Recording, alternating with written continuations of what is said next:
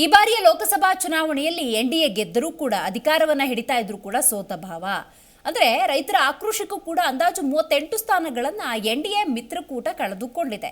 ಹಾಗಾಗಿ ಯಾವೆಲ್ಲ ಭಾಗದಲ್ಲಿ ಎನ್ಡಿಎ ಮಿತ್ರಕೂಟ ಕಳೆದುಕೊಂಡಿದ್ದ ಸ್ಥಾನಗಳನ್ನು ಅಂತ ನೋಡೋದಾದ್ರೆ, ಮಹಾರಾಷ್ಟ್ರ ಅಂದಾಗ ನೋಡಿ 12 ಸ್ಥಾನಗಳನ್ನು ಕಳೆದುಕೊಂಡಿದೆ, ಪಂಜಾಬ್ 2 ಸ್ಥಾನಗಳನ್ನು ಕಳೆದುಕೊಂಡಿದೆ, ರಾಜಸ್ಥಾನ ಅಂದಾಗ 11 ಸ್ಥಾನಗಳನ್ನು ಕಳೆದುಕೊಂಡಿದೆ, ಇನ್ನು ಹರಿಯಾಣ 5 ಸ್ಥಾನಗಳನ್ನು ಕಳೆದುಕೊಂಡಿದೆ, ಪಶ್ಚಿಮ ಉತ್ತರ ಪ್ರದೇಶ ಅಂದಾಗ 8 ಸ್ಥಾನಗಳನ್ನು ಕಳೆದುಕೊಂಡಿದೆ.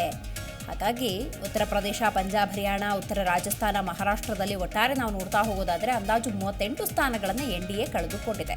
ನಿರಂತರವಾದಂತಹ ರೈತರ ಹೋರಾಟಕ್ಕೆ ಸರಿಯಾದಂತಹ ಸ್ಪಂದನೆ ಕೊಟ್ಟಿಲ್ಲ ಎನ್ಡಿಎ ಅಥವಾ ಬಿಜೆಪಿ ಅನ್ನೋದೇ ಇಲ್ಲಿ ನೇರ ಪರಿಣಾಮ ಆಯ್ತಾ ಅನ್ನೋದೇ ಸದ್ಯದ ಪ್ರಶ್ನೆಯಾಗಿದೆ.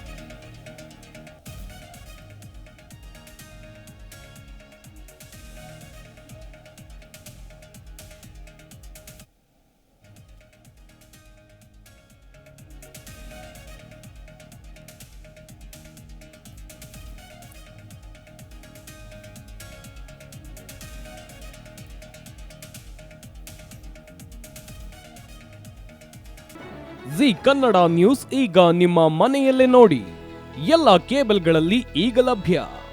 ಸನ್ Direct 292, Jio TV 1334, U Digital 162, City Cable 51, GTPL 17, Abhishek cables 821, rock line telecommunication 51, Shri Basaveshwara number 60, Vinayaka digital number 53, in digital number 896ರಲ್ಲಿ ನಿಮ್ಮಿಸ್ತದ ಜಿ ಕನ್ನಡ ನ್ಯೂಸ್ ನೋಡಿ ಆನಂದಿಸಿ.